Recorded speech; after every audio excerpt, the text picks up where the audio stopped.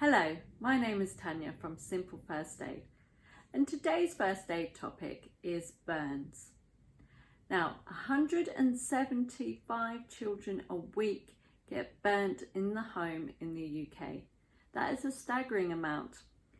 When you have a little one, or before you have a little one, we take for granted we know what can burn us, and then we stay clear of it. But once you have a little one roaming around your house, there's lots of things that they have to explore that they could easily burn themselves with. So today, what I'm going to do is cover what can burn you around the home, inside and out. What does a burn look like? Because it shows up in different forms depending on the severity. And also how to treat a burn, and using household items that you probably have in your home that you didn't realise you could use to treat a burn. So the first thing is, what can burn us? So let's start with the obvious place, in the kitchen. So obviously you've got your kitchen appliances, so your kettle, hot drinks, your hob, hot pans, the oven, hot water, even bath water as well for your little one. I know when you first have your little one, you check, but that may be that one time that you're really tired and sleep deprived that you might just forget to pop your elbow in or do your temperature check, and you could by accident burn your little one's feet as you pop them into the bath. So again, always check the water for your bath water for your little one. Also, we've got, so moving away from the kitchen, we've got candles, we've got open fireplaces, your radiators or different heaters if you use electric heaters, towel rails, and then also we've got other things like light bulbs. We've got ice, if that can also burn, so not all burns are hot. When we move out to outside and hopefully the weather is better, we've got the barbecue, we've also got the sun. That can do a lot of damage to your little one's skin, and to ours of course. So what does a burn look like? Well, depending on the severity, I'm sure we've all been burnt ourselves at some point, taking something out the oven or in the kitchen, or even your hair appliances as well. Especially be extra careful of those. I'm sure you might have accidentally burnt yourself with those, but again, if your little one gets hold of those, it can do a lot of damage. So what does a burn look like? So obviously it's painful to start with, and you notice that sort of shock factor that you've burnt yourself. It's red. It can come up and blister straight away, and depending on what also has burnt you, it could also come across like a charcoal grey as well. So the first thing we need to do is we do need to act quickly. So what we do is run it under cold water for as long as possible. Ideally 10 minutes minimum. If you can do it longer, that is really great, because what we need to do is take the heat out of the skin. What is actually causing us pain is that we haven't actually taken the heat out of the skin, and it's still penetrating the skin and burning us. So hold it under cold running water for at least 10 minutes, longer if possible. And for chemicals, we do advise 20 minutes or longer. So your bleach, your cleaning products, acid, that type of thing, needs lots and lots of water. So cool it, cool it, cool it is the main objective here. And we recommend that it's under a running tap, not in a bowl of water, because it will heat up the water and it won't cool it effectively. So it needs to be cool running water to take that heat out of the skin. Once we've done that, there's other things that you can use also if you're out and about and don't have access to water.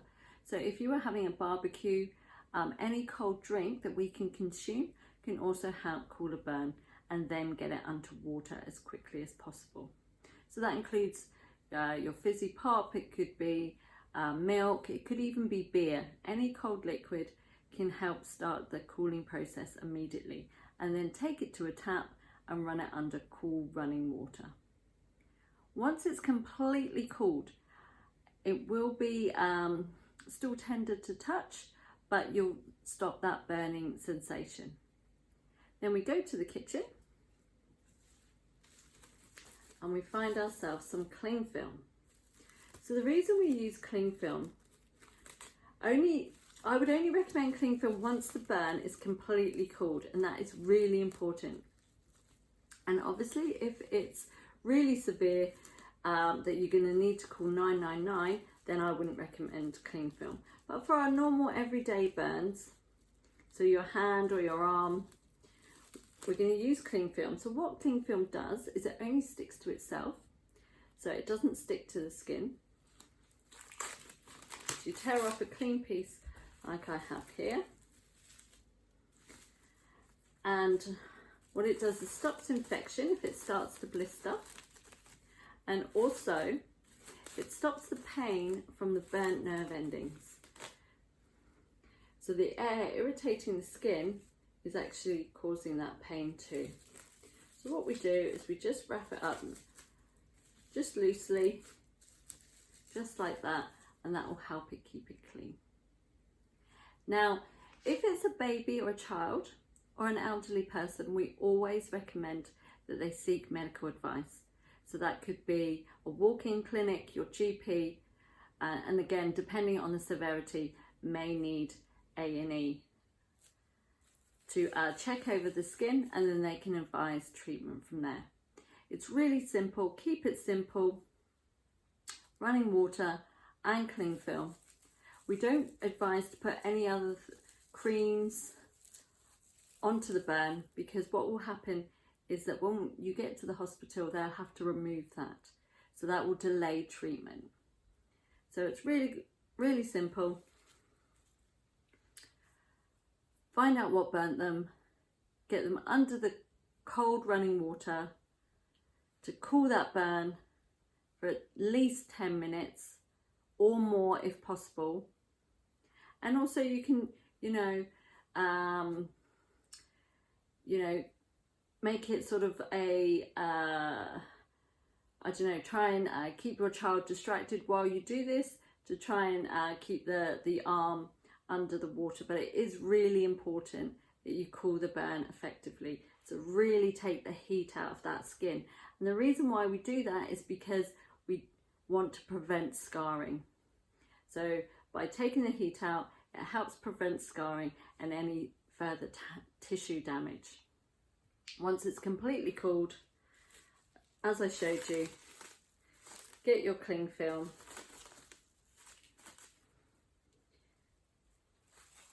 wrap it around the burn,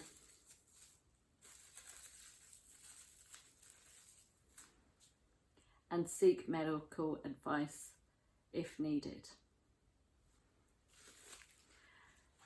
So thank you for stopping by. Hopefully that was helpful. So just think, especially if you have little ones, just think about all the dangers that you have in your home. So to try and keep them safe, and keep it simple. So cold running water or cold liquid, cling film, and seek medical advice if needed. So thank you for stopping by, and hopefully this first aid topic was helpful. And if you have any comments, please don't hesitate to drop them in the box below, and look out for our next first aid tip next week. Thank you. And if you have any other questions, or you want more information on first aid courses, please do go over to my Facebook page, and that is Simple First Aid. Or you can also check out my website at www.simplefirstaid.co.uk, and you can send me a message there and I'll get back to you as soon as possible. Thank you.